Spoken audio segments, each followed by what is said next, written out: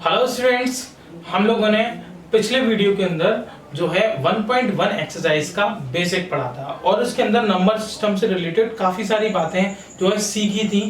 यदि आप लोगों ने उस वीडियो को नहीं देखा है तो इस वीडियो के डिस्क्रिप्शन में मैंने उसका लिंक दिया हुआ है, आप उस पर क्लिक करें और जो है उस वाले वीडियो को देखें, जिससे आपका जो बेसिक है वो क्लियर हो जाएगा। और यदि आपने उस वीडियो को नहीं देखा है तो ये वीडियो भी आपको ज़्यादा समझ में नहीं आएगा। तो सबसे पहले उसे जो है आप देख लीजिए, और जिन्होंने देखा है वो अब देखेंगे एक्सरसाइज 1.1 का सॉल्यूशन।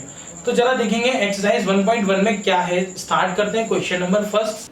क्वेश्चन नंबर फर्स्ट में क्या कह रहा है कि क्या 0 एक रेशनल नंबर है? यदि है तो उसे P/Q के फॉर्म में लिखिए, जहां Q जो है वो 0 नहीं होना चाहिए। तो देखिए मतलब उसने पूछा है कि भाई क्या हम इसे लिख सकते हैं, तो चलिए चेक करते हैं कि क्या हम इसे लिख सकते हैं। हालांकि मैंने इस क्वेश्चन को इंट्रोडक्शन वीडियो में भी आपको बताया और एक बार फिर से इसे जानेंगे।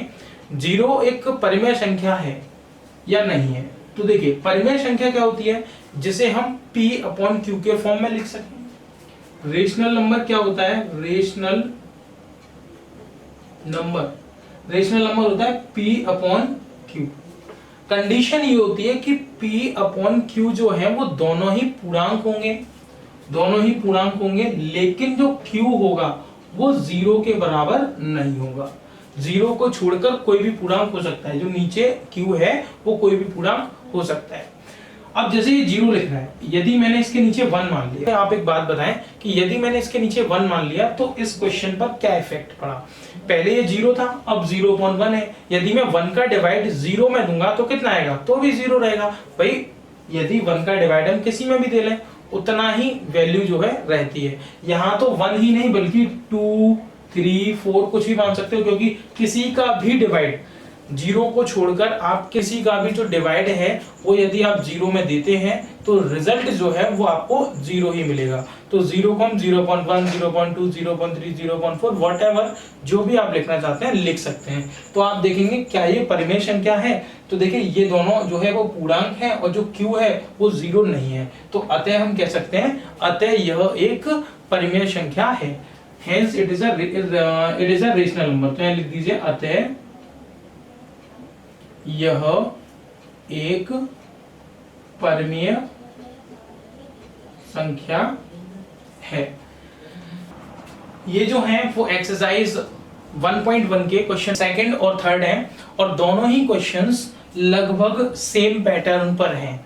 देखिए क्या करना है मुझे कि जैसे हमें कोई भी दो नंबर्स के बीच में कुछ नंबर लिखने हैं, तो उन जो हम कुछ नंबरों को ले रहे हैं उन सभी के जो है मतलब ये दोनों नंबर और इनके बीच वाले नंबर, इन सभी के बीच में जो है एक बराबर अंतर होना चाहिए, सॉरी 0 और 1 के बीच के मैंने कहा भाई 5 संख्या बताएं, तो 0.1, 0.2, 0.3, 0.4 और 0.5 ये है तो इन्हीं के बीच में।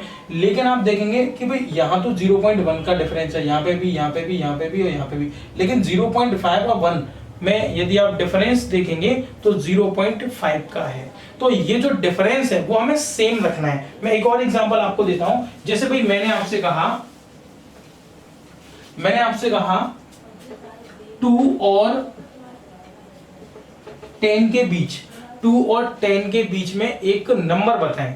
तो भाई 2 और 10 के बीच में 3, 4, 5, 6, 7, 8 and 9 ये है नंबर्स। लेकिन मैं कहूँ बिल्कुल एग्जैक्ट बीच में बताएं तो आप देखेंगे 6, क्योंकि मैं 6 से यदि 4 माइनस कर दूं तो 2 आ जाएगा और 6 में 4 प्लस कर दूं तो 10 आ जाएगा। तो मुझे क्या करना है कि एग्जैक्ट बीच में 6 परिमेय संख्याओं को ज्ञात करना है। 6 परिमेय संख्याओं को ज्ञात करना है।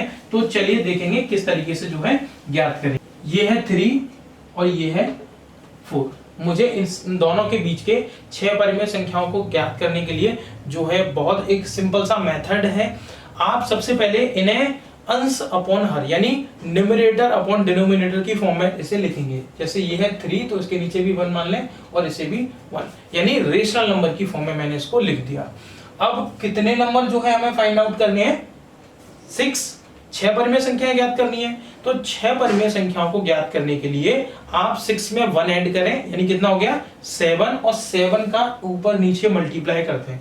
मैंने 7 का ऊपर नीचे मल्टीप्लाई कर दिया इधर, और 7 का ऊपर नीचे मल्टीप्लाई कर दिया इधर। तो आप देखेंगे ये हो गया 7 3 जा 21/7, और ये हो गया 7 4 जा 28/7। बच्चों ये 3 को हमने 21/7 लिख लिया और 4 को 28/7। आप जरा ध्यान से देखें, 3 और 21/7 बात एक ही है, क्योंकि यदि हम 7 का डिवाइड 21 में देंगे तो 7 3 या 21 हो जाएगा, इससे ये 3 टाइम्स कट जाएगा तो 3 आ जाएगा, और ऐसे ही यदि मैं 7 का डिवाइड 28 में दूंगा तो 4 टाइम्स जाएगा। तो मतलब ये 3 और ये 4, बस हमने इसको जो है एक नई फॉर्म में अब हमने इसको लिख लिया है। अब मुझे इसके बीच के जो है 6 नंबर्स को लिखना था, तो देखिए कितने इजीली हम इन्हें लिख सकते हैं। 21/7 और 28/7 के बीच 22/7, 23/7, 24/7 and 25/7, 26/7 and 27/7। आप देखेंगे कि इन दोनों के बीच में हमने 6 परिमेय संख्याओं को जो है इंसर्ट कर दिया है।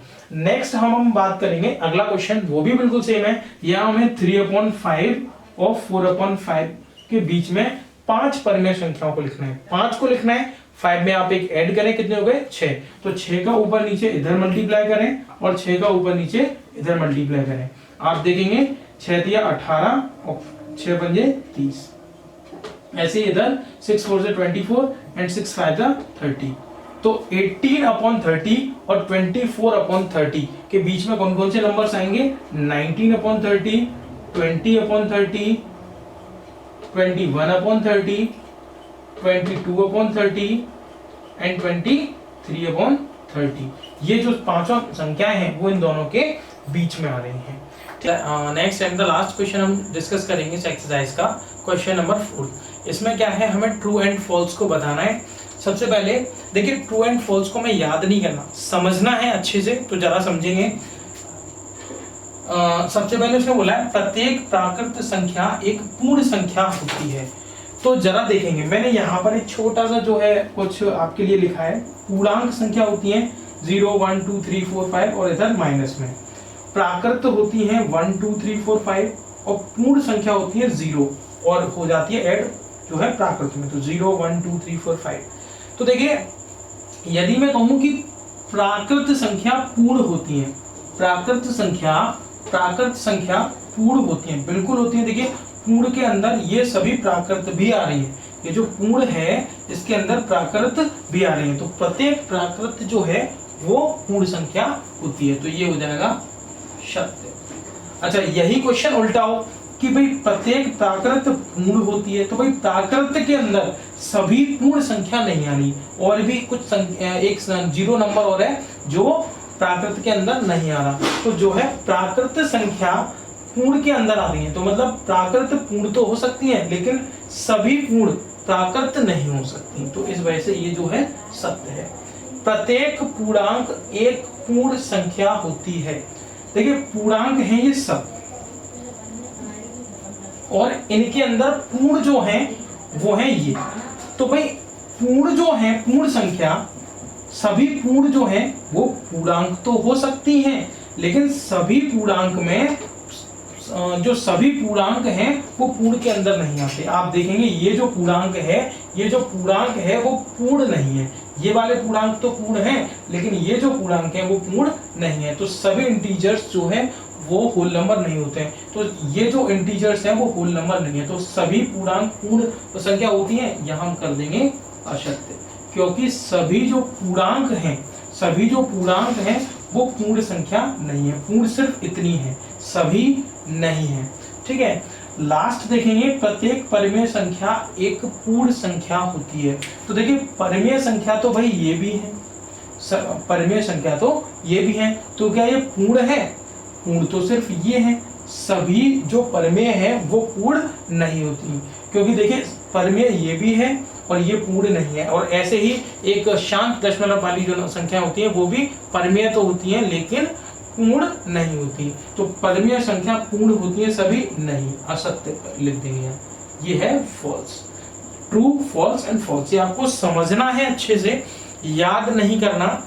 और इस वीडियो को आप लोगों ने देखा, आप लोगों को एक्सरसाइज 1.1 जो अच्छे से क्लियर हो चुकी होगी, बनाते हैं।